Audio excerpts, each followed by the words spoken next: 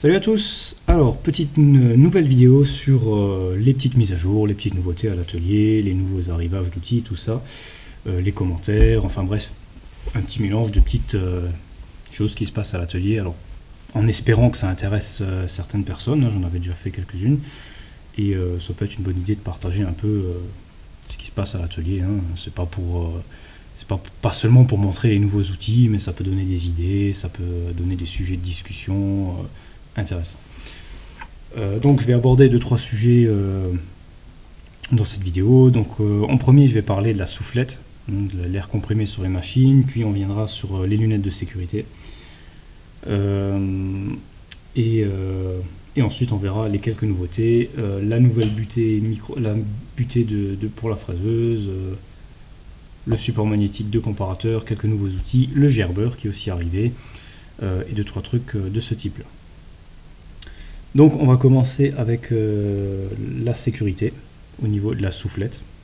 Alors j'ai eu un commentaire aujourd'hui concernant la soufflette d'une personne qui a vu donc la soufflette sur la vidéo du tour donc, du filetage au repère. Alors oui, j'utilise l'air comprimé. Alors j'utilise ce type de soufflette, je vais vous expliquer tout ça en détail. J'ai ici la soufflette que j'utilise, hein, très simple, basique. Hein, elle utilise un long tube qui permet déjà de donner un jet plus ou moins droit et pas un jet éparpillé. J'ai plusieurs tubes avec. Alors, la soufflette, on peut l'utiliser, l'air comprimé, sur les machines, à condition de ne pas faire n'importe quoi. Donc, c'est mon opinion. Certains diront non, ok, pas de problème. Moi, j'ai fait l'essai, j'ai vérifié qu'est-ce qui se passe, où l'air va, et je vois parfaitement ce que je peux faire et ce que je ne peux pas faire. Donc, le problème, ce qu'on dit souvent, les copeaux, tout ça se pousse dans les glissières, dans les petites zones, voilà. Alors oui, exactement, c'est sûr, je n'utiliserai jamais la soufflette pour nettoyer ma machine. Hein, c'est pas le but, absolument pas, surtout pas. Je l'utilise uniquement pour nettoyer ma pièce en cours d'usinage. Un filetage, par exemple, on passe un petit coup sur le filet, en faisant bien attention, non pas de souffler vers la machine, mais de souffler droit ou vers le haut, hein, légèrement. Alors ça a plusieurs impacts. Déjà, souffler vers le bas, ça va donner, ça va renvoyer l'air vers la machine et les copeaux vers la machine, bien que c'est la glissière, ok, mais on évite. Deuxièmement, ça va aussi faire les copeaux qui vont heurter une pièce vont revenir vers vous, vers le haut. Et on va se les prendre dans le visage. Si on souffle droit ou encore mieux du bas vers le haut, les copeaux qui remontent, qui vont cogner, retombent vers le bas en général, hein, pas tous bien sûr, mais la majorité, et l'air est passé vers le haut. Bon. Ensuite, on utilise une pression basse. Donc en général, je tourne à 3 bars, 4 c'est le maximum, mais en général, comme dit, je suis entre 2 et 3 bars. Avec une petite buse, c'est très très largement suffisant pour nettoyer notre pièce en cours d'usinage. Il n'y a vraiment pas à s'en faire pour ça, c'est suffisant. Donc on ne souffle jamais sur les glissières. On ne souffle jamais dans le mandrin, sur le mandrin, dans les morts, dans les glissières, dans la spirale. Non, c'est hors de question d'utiliser pour ça. Ni dans la contrepointe, ni quoi que ce soit de ce type-là. Je l'utilise vraiment seulement pour deux usages, on va dire 3. Le premier, c'est de souffler la pièce en cours d'usinage, notamment les filetages, les gorges internes pour enlever les copeaux avant une mesure, par exemple. Deuxièmement, pour nettoyer l'outil à plaquette, quand on va changer la plaquette, on enlève sa plaquette, on a toujours des petits copeaux en dessous, on passe un petit coup sans appui au maximum dessus, bien prêt et bien dirigé pour nettoyer avant. Ce qui est beaucoup mieux que d'utiliser un papier ou quoi que ce soit qui ne va jamais enlever tous les copeaux, donc vaut mieux passer un petit coup de soufflette plutôt que d'avoir des copeaux coincés en dessous, hein, ce qui va mal asseoir la plaquette et faire des marques dans l'outil, donc vaut mieux être sûr de la propreté. Et troisièmement, quand les morts de mandrin sont démontés, par exemple ici, on se retourne, on ne va pas vers aucune machine, on va vers une zone qui ne craint pas l'air comprimé ni quoi que ce soit, et on souffle légèrement, hein, nos rainures ici par exemple pour enlever les copeaux, la rainure ici, tout ça, jamais sur le mandrin, jamais dans le mandrin, vraiment que pour les morts, avant de les monter ou après les avoir démontés, enfin, moi je le fais toujours dès le démontage. Mon tour est nettoyé, et ma fraiseuse aussi bien sûr, et nettoyer après chaque projet en entier.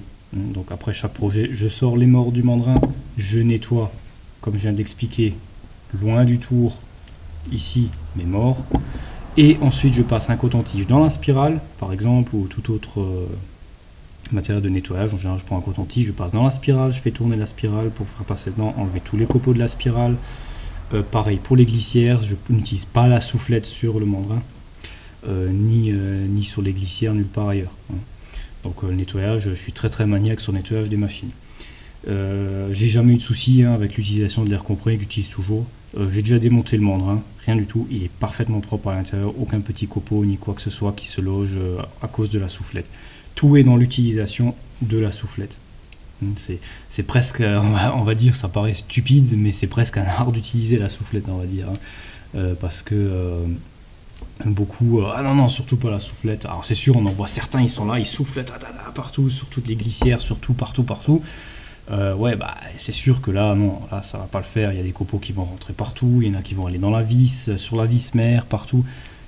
On fait attention et il n'y a strictement aucun problème. C'est vraiment il faut vraiment faire attention, c'est tout, de ne pas souffler n'importe comment. Sur la fraise, c'est pareil. Sur la fraise, c'est très rare que j'utilise la soufflette. D'ailleurs, c'est surtout pour le tour, au filetage, tout ça. La fraise, il y a moins ce problème. Parfois, si, pour nettoyer, comme dit, les fraises à plaquettes, nettoyer avant de remettre une plaquette, mais en général, je ne le fais pas sur la fraise. La fraise est démontée à ce moment-là. Donc, sur la fraise, c'est rare que je m'en sers. Ça arrive pour nettoyer une fraise, comme dit, mais elle n'est pas montée, c'est pas sur la fraise directement. Mais sinon, j'utilise rarement sur la fraise parce qu'il y a l'étau, tout ça, les glissières, j'utilise pas. Il y a juste sur le tour, comme dit, les filetages, gorge interne, où je vais utiliser la soufflette. Avec toutes les précautions nécessaires pour vraiment rien endommager, pour vraiment pas mettre de copeaux dans les glissières, tout ça. Donc, vous faites attention, il n'y a aucun souci. Tout est dans l'utilisation et la pression d'utilisation. Ensuite, les lunettes. Alors, les lunettes, j'utilise ce type de lunettes. Ça, c'est mes préférés. C'est des anciens types. Alors, si quelqu'un sait où je peux trouver des verres comme ça m'intéresse. C'est marque Coma Sec, Made in France. J'ai encore un jeu de verre de rechange et je ne l'ai pas encore utilisé. Celui-ci a quelques petites marques des anciens usages qui étaient sûrement en meuleuse d'angle, tout ça, bref. L'avantage, c'est des verres sécuritaires, donc Sécurite, qui sont en vrai verre et non pas en plastique, donc on peut les nettoyer facilement. Les plastiques, c'est chaque fois galère. Alors niveau sécurité, il y en a qui vont me dire oui, du verre, ça peut casser, endommager, je suis d'accord, bon, je préfère cela. Voilà. Donc c'est vraiment mes préférés. Ensuite, j'avais essayé ce type-là. Alors comme dit, ça englobe le côté, ça englobe vraiment comme il faut le visage de côté. J'ai jamais eu de problème, comme dit, avec la soufflette et les petits copeaux, j'ai jamais eu de soucis. Donc pareil, tout dépend comment on s'en sert. Faut faire attention, souffler vers le bon endroit et on ne met pas la tête devant non plus. Voilà, très important. Et comme dit, la pression est très importante. Si on met 10 bars, c'est clair que ça va voler très loin et partout. Donc toujours faible pression. J'avais acheté ce type-là, très bien. Niveau confort, super confort, bonne ergonomie, ferme complètement le visage, trou très fin ici qui permettent vraiment. Alors super. Le problème c'est que c'est du plastique. Au premier nettoyage, avec un solvant, pas un solvant, un spray vitre, ça m'a enlevé une espèce de vernis qui sont devenus complètement mat et inutilisables. J'ai réussi à les repolir, mais ça reste pas tout à fait transparent et ça m'embête. Donc dommage, parce qu'ils sont vraiment confortables. Donc voilà pour les lunettes. Donc moi c'est les verres à l'ancienne, c'est mes préférés. J'ai toujours eu l'habitude de ça. Niveau confort, niveau visibilité, nettoyage, c'est pour moi les plus adaptés à mon avis. Donc voilà pour le côté là. Donc côté soufflette, j'espère avoir été clair là-dessus, parce que je suis pas du genre à utiliser la soufflette n'importe comment là sur le tour. Non, c'est pas du tout mon truc. Je fais attention. Ensuite, de là ne pas l'utiliser du tout, non, parce qu'il y a des moments où c'est plus pratique d'utiliser et ça donnera un bien meilleur résultat sur le montage plutôt que d'avoir des copeaux qui restent qu'on peut pas enlever. Donc il faut faire un compromis entre les deux. Voilà, c'est tout. Ensuite, j'avais aussi une remarque sur la dangerosité de mon tour. Alors oui, il y a une dangerosité parce qu'il n'a pas de frein de broche. Je suis d'accord, il n'a pas de frein. 1946, il n'y avait pas de frein de broche. Depuis l'ajout du variateur de fréquence, il est clair qu'il s'arrête nettement plus rapidement maintenant. Donc là, il n'y a pas trop de soucis, c'est très rapide. Pour le filetage, ça reste un peu... je préfère de toute façon le filetage au repère. Voilà. C'est pour ça que j'ai montré cette technique. C'est une technique qui me convient bien mieux que le système d'inversion de rotation qui me plaît pas du tout. En tout cas, pas sur mon tour. Sur un petit tour, comme j'avais un de ces petits tours chinois avant, ouais, sens d'inversion, c'était top. Pas mal. Par contre, sur celui-ci, je préfère largement le système au repère, ou mieux, si j'avais un appareil à retomber sur les pas, que j'ai pas encore eu le temps de faire. Donc voilà, j'ai pas de frein de broche. Dans tous les cas, une machine-outil, c'est dangereux. Une machine-outil, elle peut vous tuer. 5 chevaux de puissance, ça peut vous tuer très facilement. Donc on fait très attention à tous les détails. On essaye au maximum de faire attention et garder toujours à l'esprit que cette machine est dangereuse. Toujours garder une espèce de petite crainte, une espèce de petite... un petit sentiment voilà, donc on se dit toujours garder à l'esprit que ça peut être dangereux. Donc voilà pour le côté sécurité et commentaires. Et maintenant, je vais vous montrer les petites nouveautés. Alors, première nouveauté intéressante qui est arrivée aujourd'hui, la butée pour la fraiseuse. Alors, super butée 5 axes. Très belle fabrication d'ailleurs, fabriquée aux USA. Alors, c'est une personne qui fait ça apparemment sur CNC, qui les fait d'ailleurs anodisé maintenant. Avant, ils étaient couleur alu. Et vraiment super. Vraiment, je suis très content. Pour 60 et quelques dollars, je crois, hors frais de port. C'est vraiment un super prix pour une butée de ce type et c'est vraiment très très rigide. Donc je la découvre un peu en même temps que vous. J'ai pas encore desserré, j'ai pas encore bricolé après. Alors, seul inconvénient, les vis sont en pouces, donc attention, on peut les changer bien sûr. Enfin, je parle surtout pour le tasseau ici.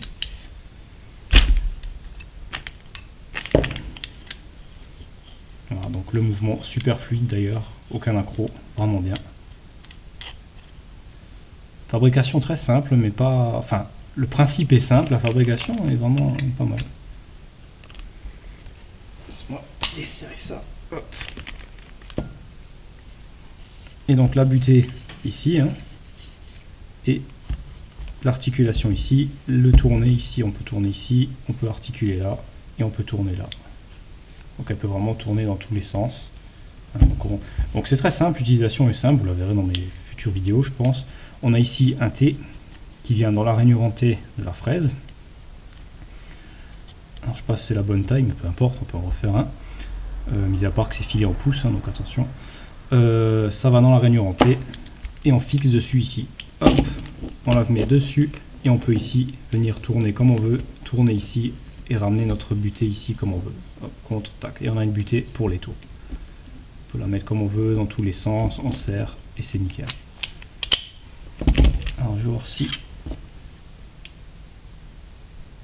Un tout petit peu trop petit peut-être pour ma fraise. Je vais essayer.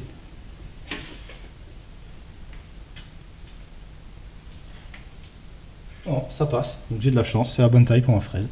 Super. Donc je vous montre ça en place.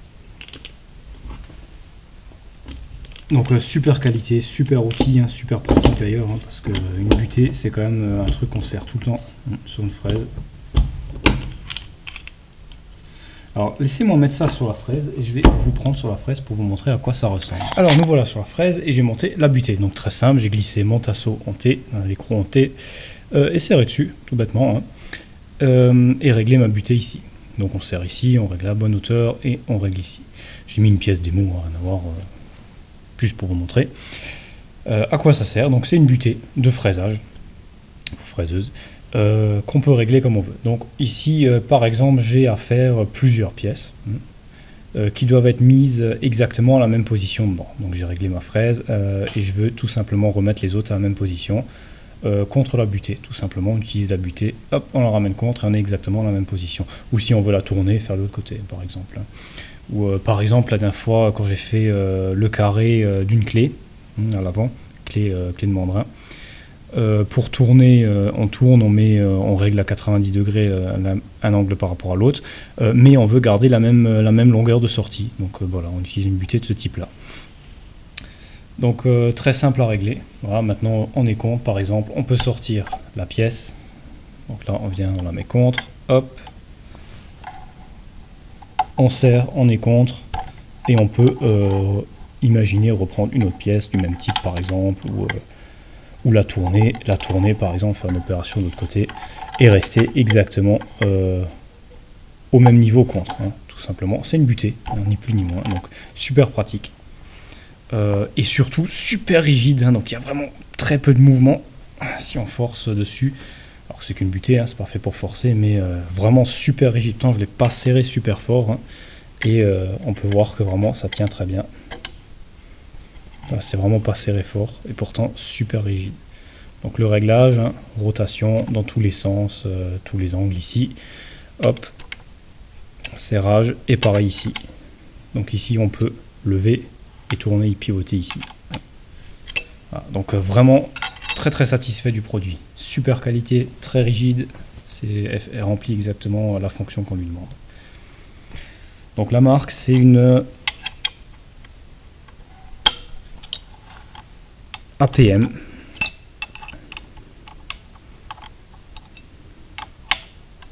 Donc super produit à conseiller sur ebay.com, eBay USA. Alors la suite, on a j'ai ici un comparateur relativement intéressant. Alors c'est un comparateur classique, hein, rien d'intéressant sur le comparateur, c'est un vieux comparateur pas mal usé, mais avec une course très longue et qui après vérification est précise à tous les endroits de la course. Et j'y ai monté une base magnétique, donc qu'on achète spécial pour comparateur, hein, avec un aimant vissé à l'arrière. Donc j'ai dû repercer les trous pour l'adapter en 3 trous parce que c'est un 4 trous qui n'est pas au même endroit. Seul point négatif, c'est assez fragile au niveau ici, donc j'ai entendu parler que la partie là avait tendance à se défaire, hein, donc bon, faire attention. Et on a un aimant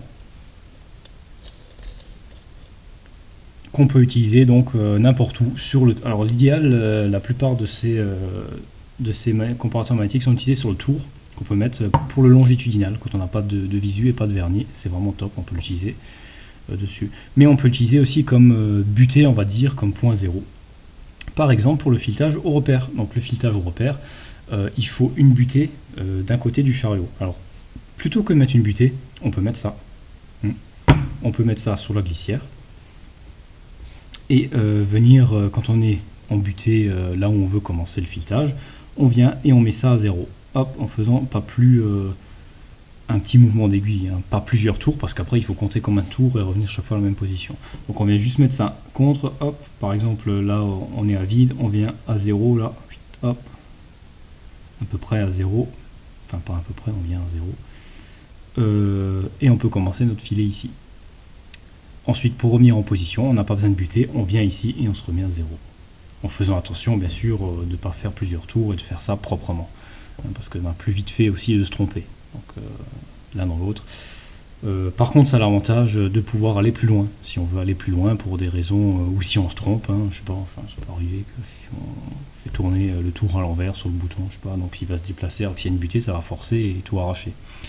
Donc, là, pas. Donc, et ça permet aussi d'utiliser la technique au repère si on n'a pas de butée, parce que souvent on n'a pas de butée de l'autre côté sur le tour, hein, donc voilà. Donc très intéressant. Attention par contre, l'aimant je trouvais tient très fort. Je trouve ça un peu trop fort, un peu trop aimanté. C'est bien sûr, ça bouge pas. Par contre pour l'enlever, donc c'est pour ça qu'on casse souvent la partie en laiton, je pense. Donc l'idéal c'est de le tenir au niveau du bleu ici et non pas au niveau ici, ou de le faire glisser doucement, hop, et le lever quoi. Ou on peut intercaler une feuille de papier cartonné, hein, ce qui va réduire son magnétisme. Et là du coup on pourra l'enlever assez facilement. C'est une idée aussi. C'est très pratique, ça peut servir sur plein de machines, on peut même s'en servir sur la fraise, on peut s'en servir sur le petit chariot, on peut s'en servir sur l'étau-limeur, on peut s'en servir donc sur le tour. Il y a de multiples usages pour ce type d'outil. On peut aussi l'utiliser sur le marbre, alors sur les marbres en fonte. Sur les marbres en fonte, on peut faire une butée avec, hein, pour mesurer une pièce, par exemple une pièce, on veut une butée fixe qui ne bouge pas. C'est parfait, hein, donc il n'y a pas de trou dedans, donc on ne veut pas visser une barre ni quoi que ce soit, on utilise ce type on peut utiliser ce type de comparateur. On peut bien sûr fixer autre chose dessus, hein, ça peut l'équivalent d'une base magnétique finalement. Donc voilà pour ça. Donc c'est acheté chez Othello, j'avais commandé ça, quelques euros, je sais plus combien c'est, ça fait longtemps que je l'ai en stock et que j'ai jamais su sur quel comparateur le monter.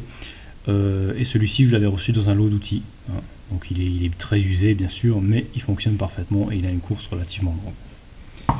Donc autre acquisition, un magnifique petit micromètre à filetage.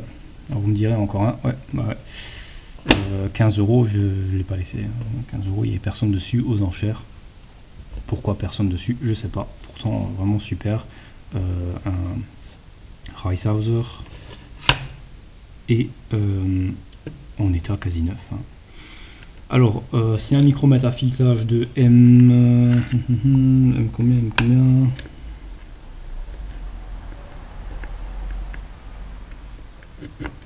donc c'est un 0,25 ici, par contre c'est pas précisé.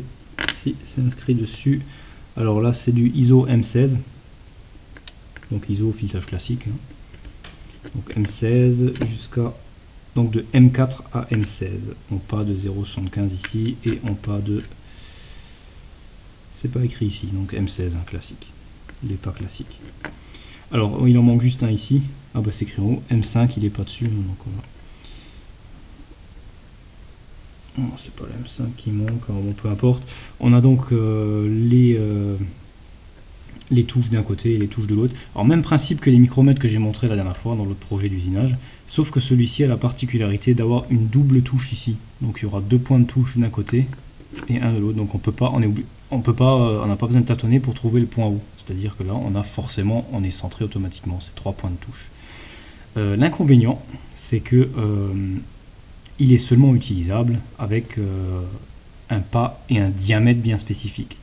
Alors que les autres sont utilisables peu importe le diamètre. Du moment que c'est dans la plage du micromètre, on peut mesurer n'importe quel diamètre qui est dans la plage, ici 0,25 par exemple, puisque la touche est droite. Alors que ceux-là, ils sont uniquement pour un pas et une vis bien précise. Bon. Tout a l'air neuf, hein. Même encore de la graisse et un peu de... En tout cas, il n'y a pas de rouille, c'est très fluide, pas de jeu. Donc très intéressant pour 15 euros. Voilà. Et ici, c'est deux butées micrométriques. Alors c'est deux les mêmes, hein, c'est deux exactement les mêmes. Toutes neuves. Des petites butées Mauser. Toutes neuves. Point de carbure, touche carbure. Au centième. Alors c'est pour la rectifieuse cylindrique. La rectifieuse cylindrique a deux à l'avant pour régler la course, à deux butées micrométriques qui sont en état totalement inutilisable.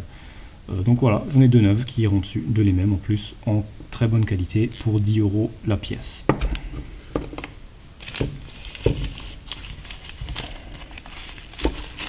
Donc belle petite acquisition, donc les trois là c'était chez le même vendeur aux enchères sur eBay. Donc ça fait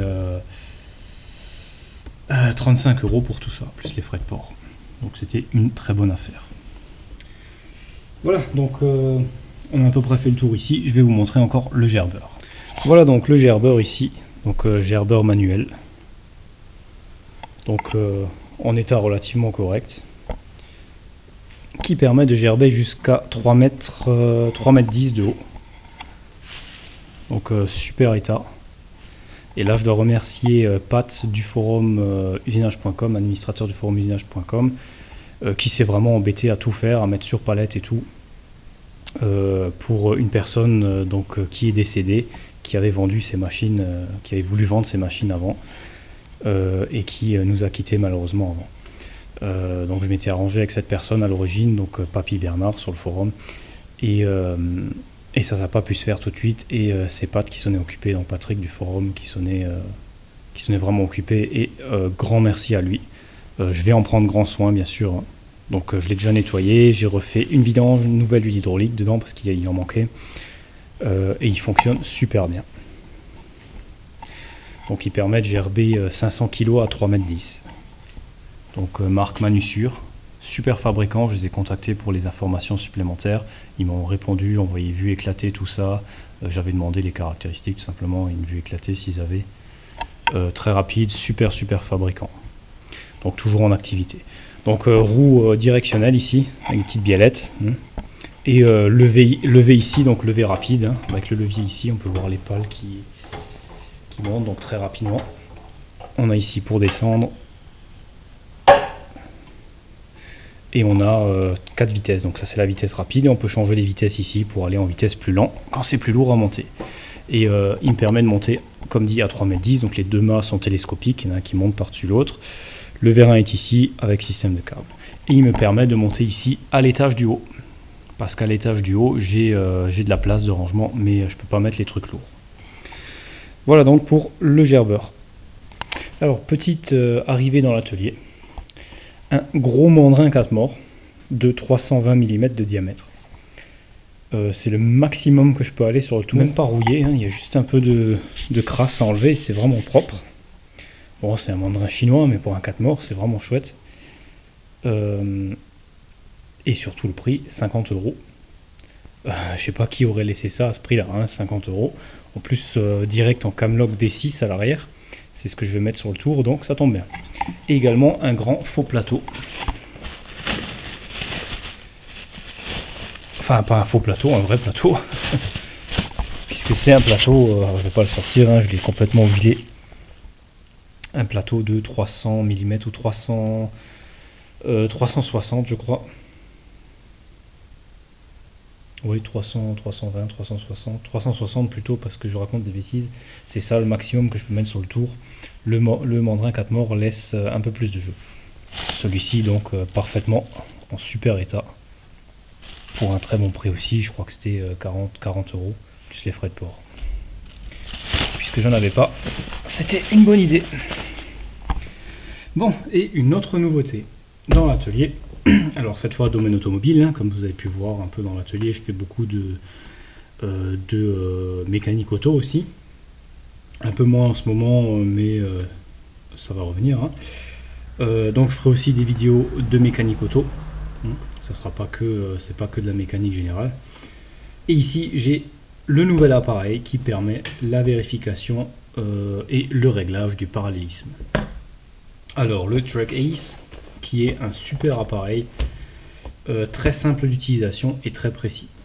Donc ça faisait un moment que je cherchais un appareil viable, et là vraiment je suis très satisfait. Donc l'appareil est très simple, il se constitue d'une barre qui se met sur la roue avec réglage de hauteur, un miroir, un laser. Alors ça, donc on a, essayer de faire tenir ça ouvert. On a ici une barre avec un miroir. On peut voir ici. Hein. Et un niveau à bulles dessus intégré, hein, assez simple.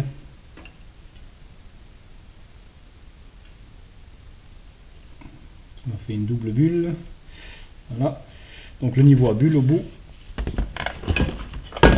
Et on a des barres ici qui viennent. Alors je vous montrerai ça en détail à l'utilisation. Pour l'instant, c'est pas l'utilisation. On vient tout simplement mettre ça dedans ici. Voilà. On en a deux, une de chaque côté. Et cette partie-là vient se poser par terre et la partie là contre la jante. Donc on règle ça à la largeur de la jante, partie fixe de la jante plate à l'avant, sur le rebord. On met les deux contre et on règle les pieds de la bonne hauteur pour mettre ça de niveau, avec le petit niveau à bulles. Et de l'autre côté, on place le laser qui est ici. Donc le pied se pose comme ça. Et on a un laser ici. Hein. Donc, voilà. Qu'on vient mettre de l'autre côté à une distance de barre, c'est-à-dire on utilise, avant de la mettre de l'autre côté, on prend cette barre, on la met contre la jante, et le coin ici, hein, longueur donc de la barre, le coin là, contre la partie bleue ici. Donc ça on met ça bien droit de niveau, et on met ça d'équerre avec ça, donc avec le contre ici. Donc ça nous donne une distance à respecter de la jante. Puis ensuite on vient mettre ce miroir de l'autre côté contre la roue. Ce miroir dépasse de la roue et vient faire refléter le laser. Donc ce laser là, qu'on va régler afin de faire refléter sur le miroir qui est à la roue opposée. Hein, par le dessous de la voiture, ça passe. Hein.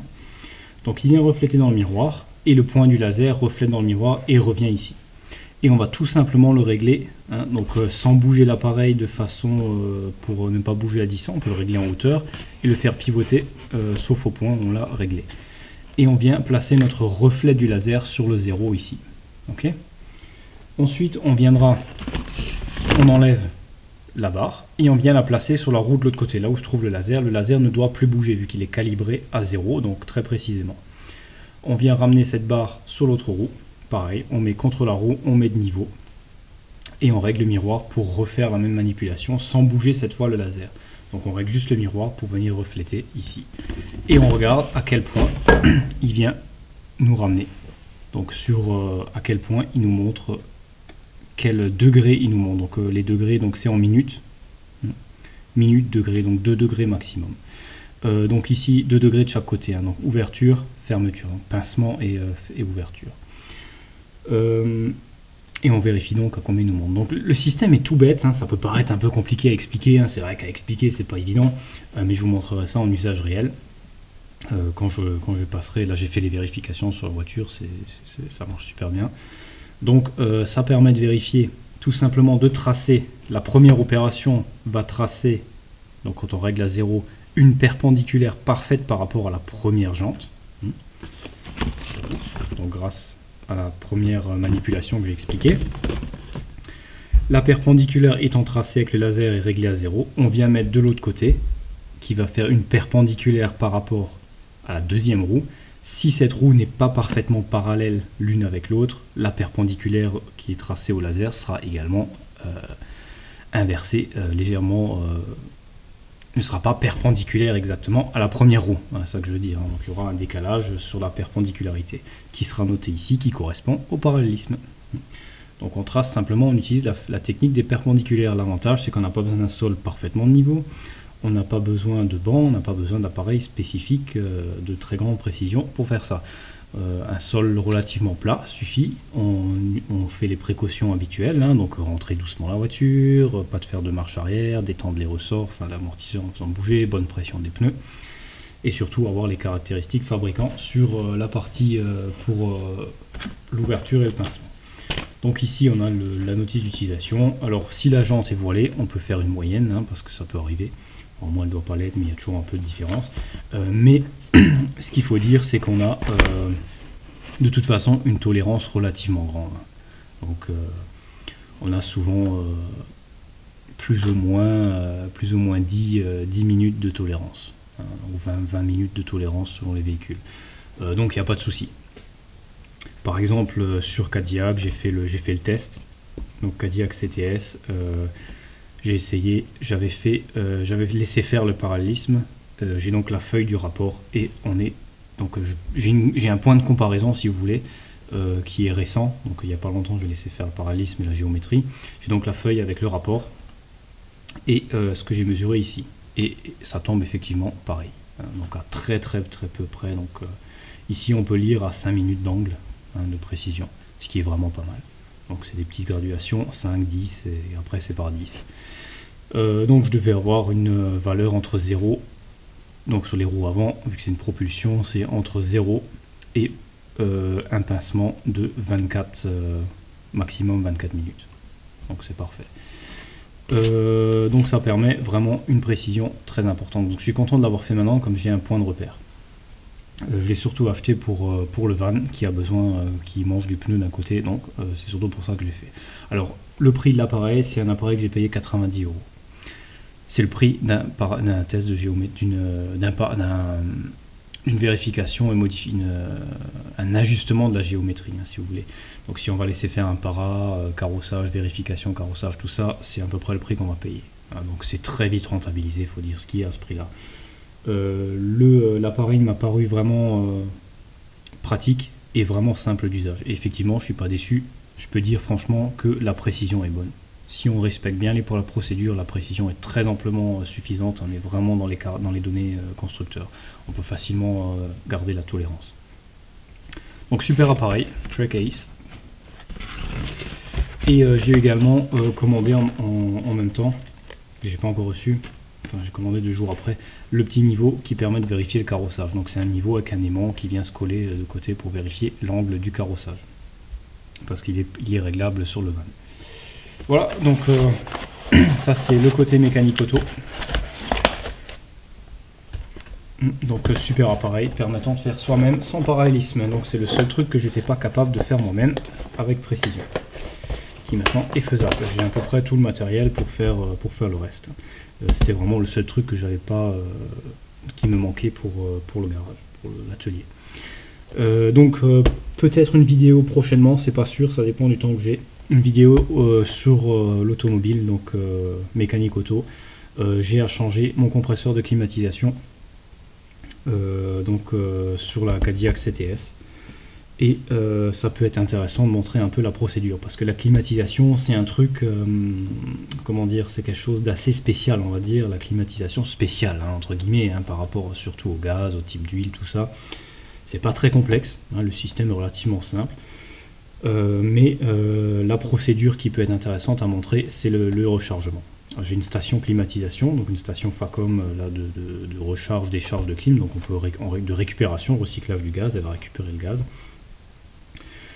Et j'ai du gaz neuf en R134 qu'on va pouvoir utiliser pour recharger. Alors ma clim est pleine, quasiment pleine, il ne manque pas beaucoup, donc on va récupérer le gaz et on va recharger et rajouter ce qui manque. S'il en manque, et il en manquera de toute façon toujours un peu, hein, quand on va démonter, donc on va sortir tout le gaz et après seulement intervenir.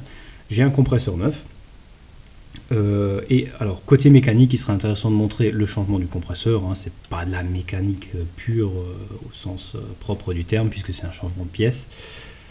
Difficile d'accès en plus, c'est pas une partie de plaisir, hein, c'est plus par nécessité qu'autre chose.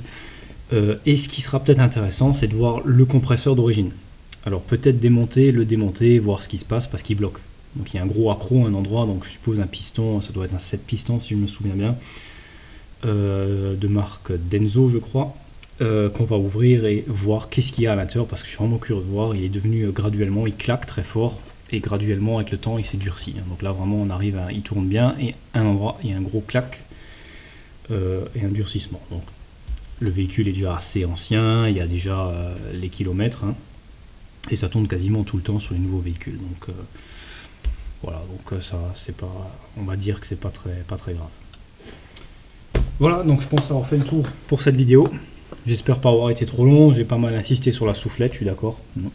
Je pense que c'était important à préciser, parce que j'ai déjà plusieurs remarques à ce sujet, donc il faut quand même mettre les choses au clair à ce sujet-là, hein, et pas faire de mauvaises manipulations. Voilà, donc si vous avez des commentaires, des questions, surtout n'hésitez pas. Abonnez-vous à la chaîne, c'est gratuit, et je vous dis à la prochaine vidéo.